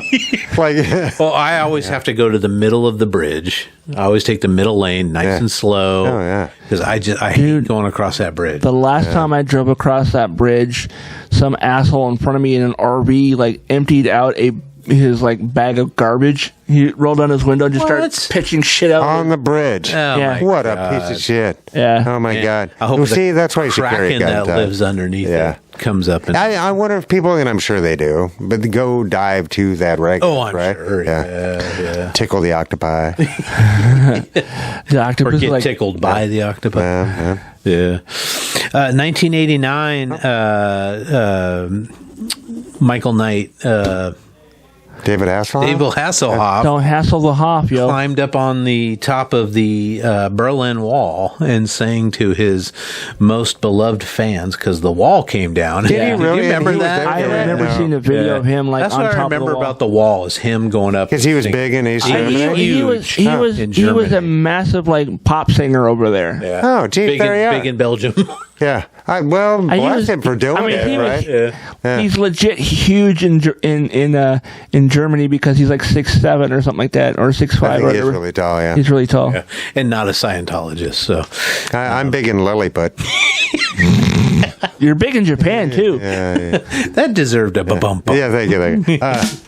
Geez, my homies in the accused AD, Blaine and company, they toured Japan just this last week. Oh, wow. Yeah, which is great. All right. Yeah. But they're huge in Japan. But fuck, they had people coming out. They did, like 6 different cities. Nice. So, nice. Yeah. 1994, the world's first internet radio broadcast originates from WXYC, the student radio station of the University of North Carolina at Chapel Hill. That's neat. It's the very first internet radio broadcast. Yeah, and I think the first words were, "We can't wait until our town starts up." Exactly. Yeah. That's what they said. Mm-hmm. And in 2003, everybody's favorite, not a resident of Renton, but used to work here, Gary Ridgway, also known as the Green River Killer, pleads guilty to 48 counts of murder. Did he die in prison? No, he's still alive. He's still very much alive, yeah. Yeah. What a piece of shit. And I remind the wife as she goes to PACCAR and works every day that Gary Ridgway probably came over into where her office is and probably touched the door handle. Oh, man, with his murder. Stop it. Don't say that. Yeah. He probably parked in your parking space. Oh, my God. Yeah. Is she a true crime lady or no? A little bit. Yeah. But that's pretty close to home. He was over in the plant, Yeah, which huffing is pain, next door. bathing in methylphenone. Yeah. She's a little bit farther over, but What the fuck? What an asshole. I don't know. fucking People who did you get victimize people who are already victimized Right. are triple dicks. Yeah. Oh, I can't. There's not even words for it. What a piece of shit. Did you get any pictures taken of you guys on Halloween? Oh, yeah. She was terrifying looking. Right on. Yeah. Did she clown? What did She clowned it. Okay. She was like right on. she was like the new version of it. Oh, Yeah. nice. Yeah, she had kind of a wig that had like these crazy elongated buns that came out the side. And She kind of looked like Almost like Queen of Hearts type thing. Yeah, or yeah. whatever. yeah, kind of. Yeah. or like one of the moms from Rugrats. yeah, Nice. Yeah, except As a terrifying. clown. Yeah. Yeah. Ah, Rugrats. Such a good time. Well, boys, sharing is caring. Anything new to share? Any new movies, restaurants, books, anything? I've got a really cool show that just came out a few days ago. I've been watching some new shows, and I have them like set to record on my computer. I think this was on NBC. It's called The Irrational, and it stars what is his name? Jesse. The Body? No. Damn. Scrubbed it from the internet. Yeah, I know. That's how. Jesse L. Martin. He's the guy who played the dad on The Flash. Oh, I love that guy. Yeah. Oh, yeah. And he's like a college professor who's like human whatever. So he like understands the way the mind works. Huh. So they hire him to kind of figure out why this person did what they did, and Like a profiler or some kind? kind of like a profiler, but he's more so because he's like a college professor. He's like he has some insight on shit, and yeah, it's really good. What's it called? It's called The Irrational. No, okay. And how long has that been out? It's only got like 5 episodes so far. No, he's great. I like Next that. actually, no, excuse it. It's 8 episodes or 7 episodes because next one is on next Monday. It's on the 8th episode. And what network is it? It's on NBC. And the other show that I've been watching, which has been really great, it's only got like 5 episodes, and it's the one that has Mark Paul Gosselaar. It's called Found. Oh yeah, you've mentioned It's this also on NBC. Jeez. Great, both are really cool shows. I've been and like they're both like murder mystery type things where each episode is a different person they're investigating and or trying to figure out. And if you haven't watched Found, I don't want to give away anything, but Mark plays this guy who had kidnapped this girl when she was like 12 or 13, and she finally gets away from him, and then the show kind of starts off when she's an adult and she's helping other people be found who were kidnapped or whatever. Oh, jeez. All right. And yeah, there's a lot of little flashbacks to when she was held in captivity and stuff, and those flashbacks end up helping her find out whatever's going on in the current episode. Nice. Mike, what about you? Any? No, Not really? I've been playing the guitar a little bit Oh, that's before right. You bed. got Yeah, the I'm going to new, bed early because I'm getting up super early. It's killing me softly. Have you been to any shows I'm a lately? night owl. Did Henry? Yeah, no, I went last week to shows. Yeah, metal at Lucky. Is that Saturday? Yeah, maybe that was Saturday. It was a super metal show. Axe Fear. Wow. Yeah, no, That they're sounds like local and they fucking rocked it. Nice. Yeah, it was a couple, and then a touring band. So yeah, no, metal's good. Right on. Yeah. So and I masked up. I went out, but I had my mask on and shit. So I was so sick. They were like a local metal band. Axe Fear is a local band. Okay. Yeah. And they rock.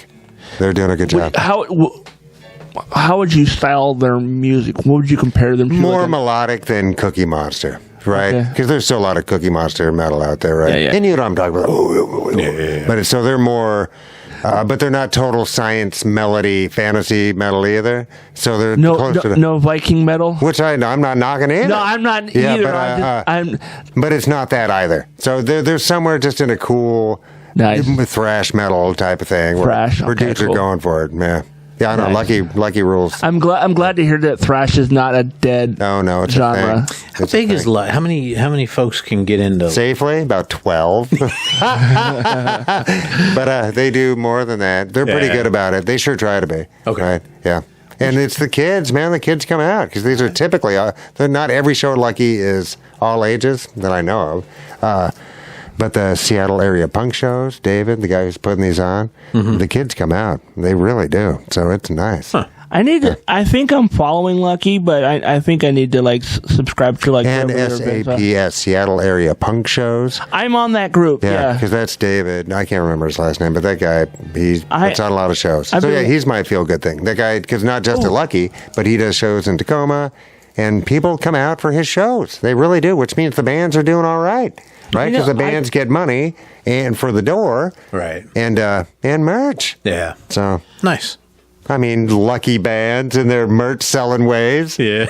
So I recently signed up for this thing. It's from the local. It's called Do 206, and it's like they promote like local events and shit. And they have a thing where it's like a $5 a month thing where they send you free tickets to events that are happening. You tell them what kind of stuff you're into, and they will let you know when an event is happening. Oh, that's nice. And it's called Do 206 More. If you go to dostuffmedia.com /do more, I think is what it is. But it's I got a thing and I didn't go to it because I forgot.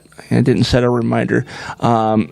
Like concerts and like plays and like art gallery shit, all kinds of stuff. Yeah, and it's really cool. Right on. You get the first month free too, by the way, even though it's only $5. But nice. I know the show's over. I fixed my mic. Okay, so what's the show you're watching? So the show that I want to share with you guys, and I don't know if you've seen anything about this. It came out like 3 or 4 days ago. Mike, you'd really like this. It's called Blue Eye Samurai. Oh, I did hear about this. Right on. It is pretty friggin' badass. Nice. It's really good animation style. It's got a great cast. Got George Takei in it. He plays like a tutor of this princess character. It's got Kenneth Braun. He plays this shitty Irish guy. Yes. Yes. Kenneth Braun. It's got the dude, I think, correct me, Randall Park. Isn't he the guy from... that guy's great. No, yeah. The Quantum Leap. No, he's not Quantum Leap. No, he's Kim's Convenience. Yes, Kim's Convenience. No, he's not. He's not neither one of those. He was in WandaVision. Fresh off the boat, WandaVision, and more recently he was in WandaVision. He was the agent. And The Office. He was also in the Dwayne Johnson's sitcom, which was really good. And he's playing himself interviewing Dwayne at the beginning and the end of every episode, and everything's like a flashback of when he was a kid or when he was a teen or whatever. If you've never watched the Young Rock series, it's really funny. It's really good. Nice. But yeah, this has got elements of the old kung fu movies. Oh, shit. But it's set in feudal Japan. So it's a revenge story. This gal is this samurai or fake samurai is a half-breed, and this is back when Japan refused to let any foreigners into the country. They had a ban on any white people. Right? I recognize like 3 or 4 of these people. Like Brenda Song is in it. Yes, and there's Masaoka. Masaoka, he was Hero in the show Heroes. Yeah, that guy's great. So just a really great cast. Taganawa. And they actually played a song that I thought was the band that Todd shared with us last week, The Hue, but it actually has a Seattle connection. It's by a gal named Emmy Meyer, who actually went to Seattle Preparatory, grew up in this, but she does a version of To Whom the Bells Toll. I've heard that. And they've used it in another show, too. Played really well in one of the episodes here. Very kind of soft sounding, right? No, it rocks. Oh, it rocks? Because it's not the one I'm thinking of. And she sings it in mostly Japanese, but occasionally, For Whom the Bells Toll, she'll sing that in English. The bell toll. But yeah, it's a really good story. It's a blue eye person that is out for revenge against the white men that could be her father because they were born and treated horribly as a child. Sure. And this was just the first season. It's not. It's meant to. It's sort of on a cliffhanger. They continue the story. Brenda's song is actually Macaulay Culkin's Baby Mama too. Yeah. Lucky guy. Tons of action, tons of adult content, if you will. A lot of nudity, a lot of blood. She was best known for being on the Sweet Life of Zack and Cody, and then she did the Woo thing. Wendy Woo. Oh. Yeah, that was a Disney Channel show. Yeah, actually, all three of those were Disney Channel shows. Mm-hmm. And then the most recent one I saw her in was Dollface, which is on Hulu. Which is great. Yeah, so check it out. 8 episodes. I watched the first one going, I'm going to give this a try, and just got hooked immediately and ended up watching like 4 episodes. They're about 35 to 47 minutes per. I think the end was about 47 minutes.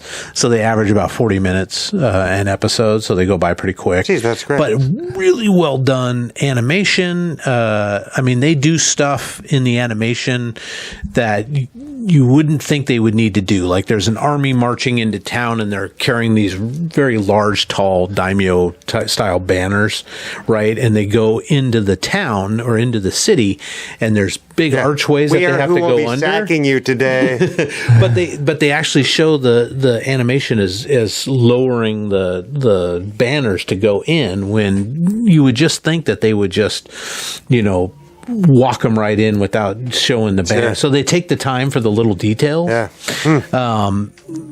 Somewhat Tarantino-ish in some scenes. But yeah, I think you'll really dig it, Mike, especially just because of the kung fu. So, Mike, I have to ask, what do you think what'd you think of last week's Loki? No, I'm in, and I think tonight's the finale, right? Tomorrow night. I'm stressed out. Thursday night. Oh, that's right, because last week we recorded on a Thursday.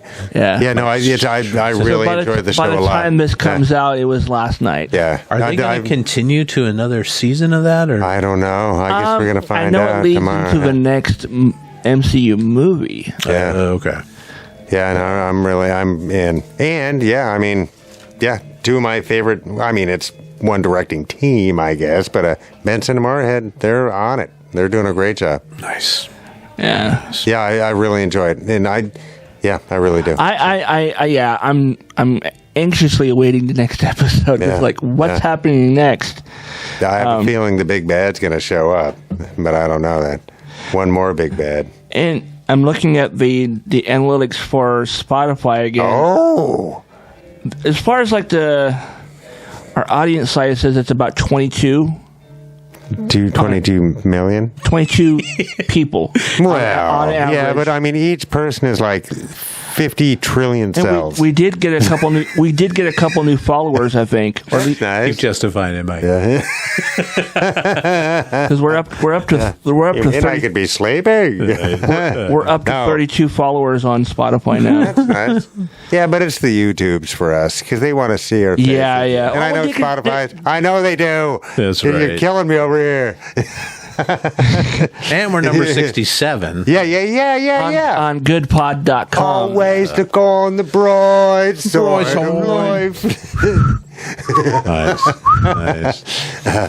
Well, if you want to, you can go to the website and sign up for the members only section and come back for our bonus round, which we're going to do here in a minute. Tonight's top 5 is what we do in the bonus round is movie one-liners, which is just fun. Yeah. And I'm wondering if we're going to have some of the same ones. And do you think that's mostly an American cinema thing? I don't know. I think we perfected it. Yeah, I think so too. But and until, because obviously it's been going on. I don't know if anybody has this, but like Casablanca, he was looking, Yeah. And it's not even that, or the Play It Again, Sam, is not even the line. Yeah. No, I think I like the way that ass is shaking. I'm pretty sure that. back that ass up. Yeah.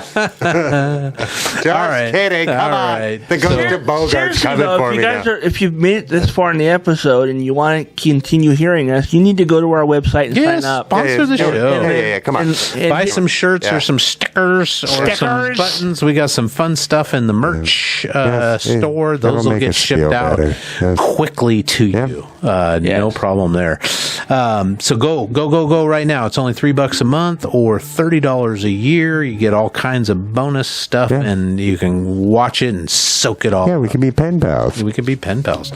Ending on something positive, boys. Everybody's favorite heavy metal Motley Crue guitarist who was recently fired from the band, Mick Mars, was in an interview. Yeah, he was fired. He's got a big issue with them right now, but he was talking to somebody because he's going through a lot of health issues. That's what I thought. I thought he was really sick. Yeah, his mortality is catching up with him. He says he wants to be cremated and packed into a lead urn. I want them to take it into an airplane and drop it into the center of the Bermuda Triangle. Yeah. I want people to be able to say Mick Mars is lost in the Bermuda Triangle. Nice. Hell yeah, dude. Yeah. I wonder how much that would cost. But not much. I couldn't imagine. Not much. No, right? you can hire a private Why would you want plane. Why would you want lead though? So it sinks. Yeah. Oh, yeah, it gets all the way to the bottom. That's cool. Yeah. I might have to put that in my will. Yeah, I like that. Secretly. Mick Mars. Because they're going to be like, if you want the money, you got to do this. And I hate to break it to you, Mick, but you're better off without him. That band. Yeah, big time. what do they got? Johnny 9 or something? What's his name? Johnny 5, really? Johnny 5. I mean, he is a hell of a guitar player. Yeah. But he's a gun for hire. Didn't he play, wasn't he a touring musician for them for a minute I or could something? see that. I mean, he's a gun for hire, but he's Johnny 5 was the guitarist for Manson for a long time. Yeah. Sure. Yeah, no, he's capable. But I mean, you know what I mean. But I thought Mick left the band because of health reasons. No, if you look it up, it's pretty famously that they're battling right now because Mick wanted to stay and he just didn't want to tour anymore. He wanted to do new music and that kind of stuff. But he's got like a bone disease or something. Yeah. Fucking he had if you've never watched the movie about them, the Dirt, watch it because it talks about how when he was like 35 and everybody else was like in their 20s. Yeah. He had is he older than everybody? Yeah, he's older by like 15 He'd been years. around for a while. Oh, jeez. Yeah, they called him old man in the movie. So yeah. Oh my God. But yeah, he's the problem, Bobby. He's literally, I think he's like 15, 20 years older than everybody else. Oh, jeez, yeah, and they look great. And not only that, but like heroin does that too. He had a bone problem where his bones are like he had to get him fused when they reunited in 2005. Fuck, man, well that's a drag. Do they call him Mr. Glass? Yeah, I don't know. Oh man, that's a bummer. I don't know. What are you waving at? Oh, there was a piece of dust that was just sort of hanging right there. Is there I kept seeing a little glitter out of the corner of my eye. Yeah, no, I'm see like, it now I think it's geez. Oh, there it is. Yeah. I'm like, and people are always like, well, I mean, oh no, nothing. That's a whole nother rant. That was close. Yeah. Well, I mean, I don't dislike them, but I do like the old stuff. And if you've not seen any of the video footage of their last tour, like Vince Neil is like, he needs to like go on a diet or something. I went to their last tour, not for them, but yeah, it was like Motley Crue, Def Leppard, and Joan or some shit. It was some other band I can't name. Then Joan Jett, then Poison, then Motley Crue, then Def Leppard. Oh wow! And I could not get there in time to see Joan Jett. That was like one of my top priorities. Man, I saw her years ago, but yeah, no, he what was I even saying? I forgot now. Doesn't matter, I guess. Yeah, we walked in and Joan was on stage, but by the time we worked our way around to our seats, she was done. So I got to hear a little bit of her, but didn't get to see her. Yeah, I recommend seeing Joan Jett and the Blackhearts if you can, because she's fantastic live. I think so too. Yeah, no, I've seen her live. I remember the show I went to because there was a guy who was trying to start a mosh pit, and like 2 or 3 times, and she was getting visibly annoyed with this guy. And he got up on stage and tried to stage dive, and everybody moved out of the way. And he just landed. Well, I mean, read the room, bro. He landed on the cement floor, knocked himself out, and then when he came to, she's like, "Are you about done? I'd like to finish the show now." No. Jeez.